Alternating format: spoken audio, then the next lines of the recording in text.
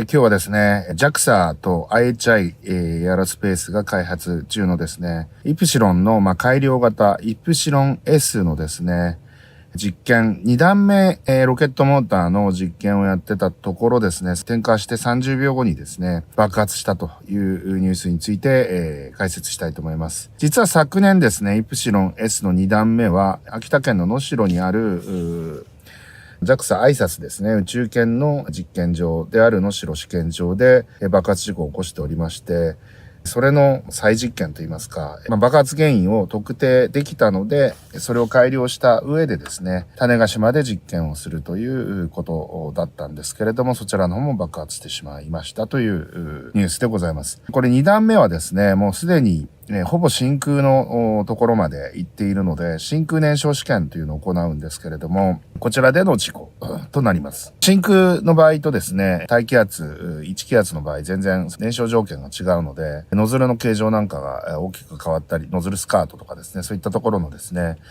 状況が変わってしまうので実験するんですけれども、おそらく JAXA の燃焼施設、固体ロケットモーターでできる燃焼施設がおそらく種子島と能代にしかないのかな。JAXA の角田宇宙センターには液体燃料用の航空燃焼試験、真空燃焼試験ができる施設もはあるんですけれど、固体ロケットモーターはおそらく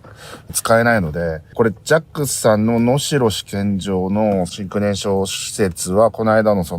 昨年の爆発でですね、2027年度まで復活できないのかな。再建しなければいけないので、予算の関係等もあって、そういう風になってるんだと思います。で、今回、種子島も失ったということで、試験する設備がないという話になった。JAXA のロケット、2段目、真空燃焼試験なしで打ち上げるかっていうと、おそらくそれはできないと思いますので、となると、イプシロン S の打ち上げはかなり遅れることになるのかなと思います。おそらくイプシロンの開発はもう終わっちゃってるのかな。非常にこれは由々しき事態といいますか、何に原因があるのかわからないんですけれども、かなり1年以上遅れてしまう可能性が高いと思います。イプシロン S、太陽同期軌道に 600kg ぐらい、地球低軌道に 1.6 トンぐらいですかね、の打ち上げ能力がありますけれども、1段目は H3 の SRB3 と同じものです。で、2段目、3段目もですね、アビオニクス系はイプシロンと共通のものである予定です。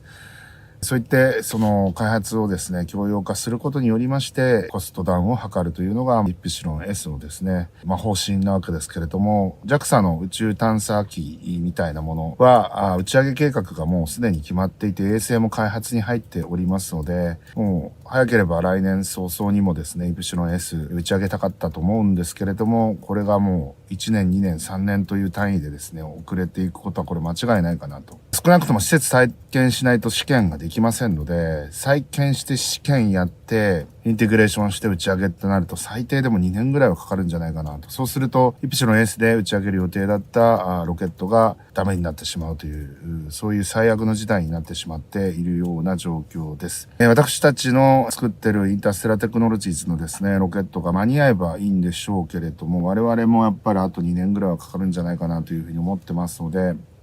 もしかしたらうちの方の打ち上げの方がイプシロン S の初号機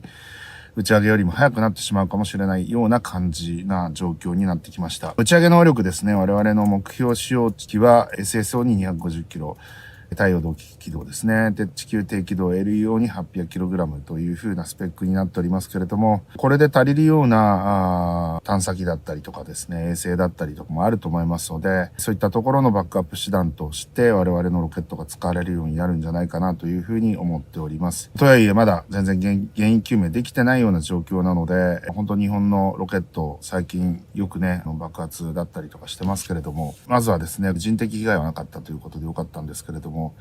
施設がやられたのが、これはもう本当甚大な被害と言わざるを得ないと思います。関係者の皆さん、残念ですが、原因究明をしてですね、ぜひ成功させてもらいたいなと思います。ということで、今日はこの辺で終わりたいと思います。いってらっしゃい。